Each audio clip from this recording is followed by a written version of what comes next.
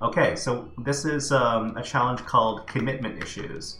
So we're going to click on that, and this is part of the general skills category of challenges. So make sure in your web shell that occasionally you send some commands, otherwise the web shell is going to close, and we don't want that.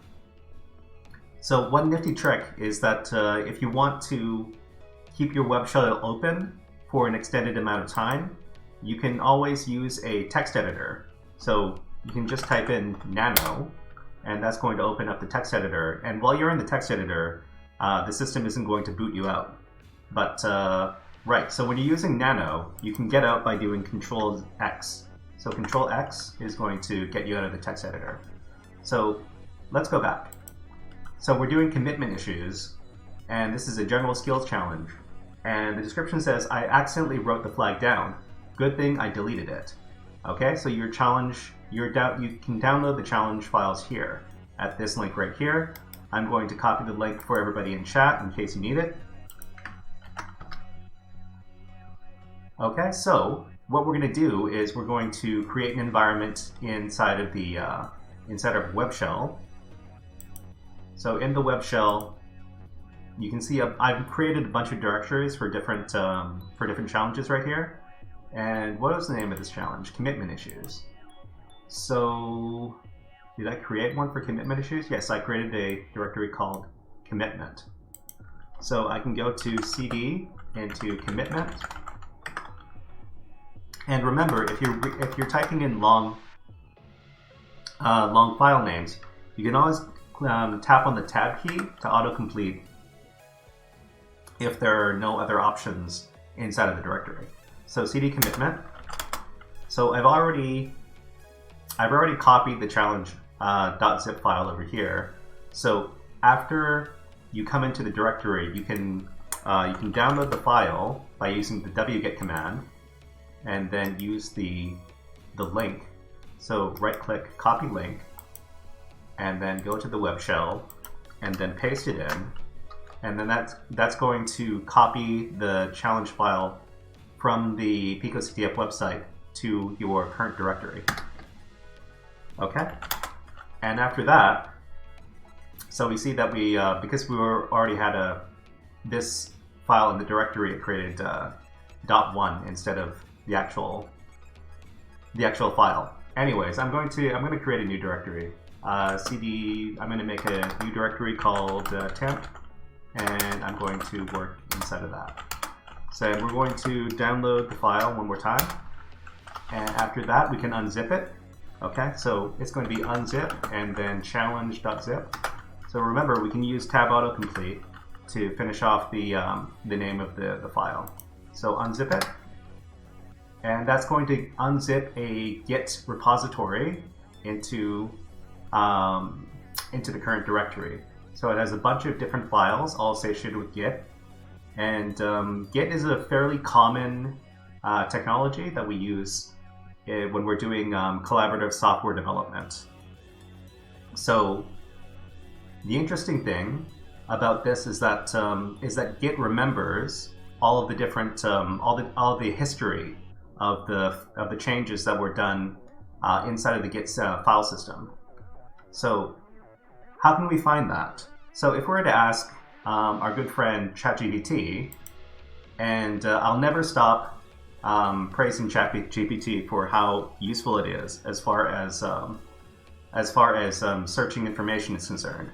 So if I were to ask ChatGPT in a Git repository, where is the history stored?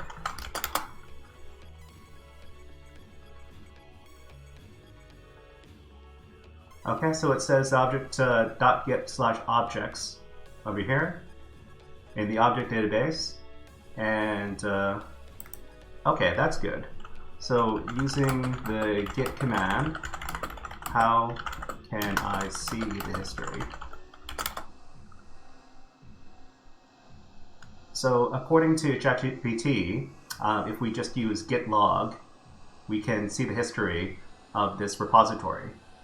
So the first thing we need to do is we need to enter the directory where the git is. So it's going to be .git right here. So cd drop in.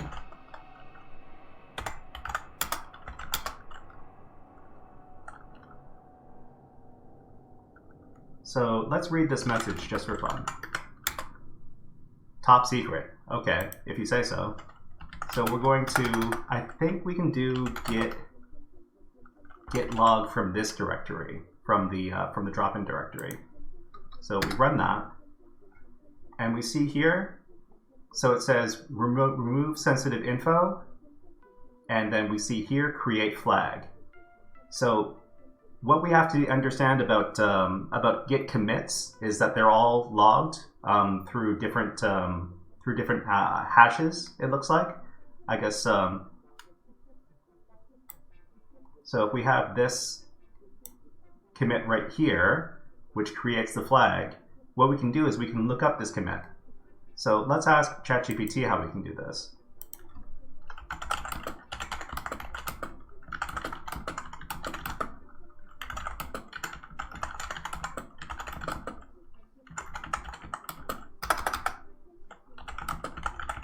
So I'm asking the question, using Git, how can we see the info associated with a specific commit? And enter.